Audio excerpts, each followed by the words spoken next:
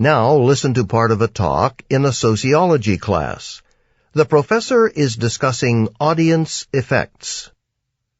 Okay, so we said that the way we interact with others has an impact on our behavior. In fact, there's some interesting research to suggest that in one type of interaction, when we're being observed, specifically when we know we're being watched as we perform some activity, we tend to increase the speed at which we perform that activity. In one study, college students were asked to each put on a pair of shoes with laces they would have to tie. Now, one group of students was told that they would be observed. The second group, however, didn't know they were being observed. The students who were aware that they were being watched actually tied their shoes much faster than the students who thought they were alone.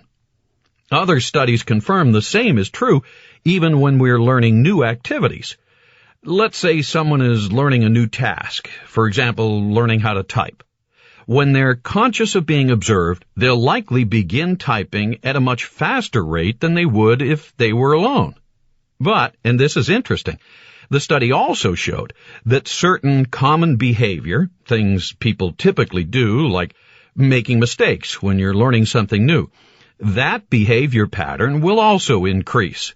So in other words, when we're learning to type and we know we're being watched, we'll type faster, but we'll also make more mistakes.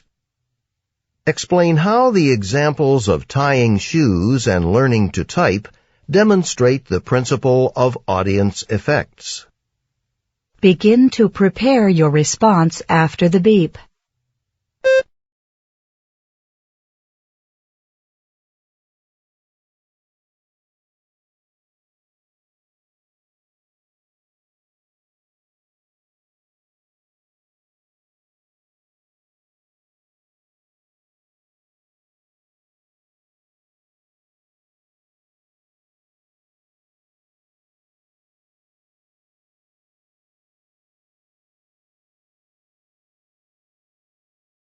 Begin speaking after the beep.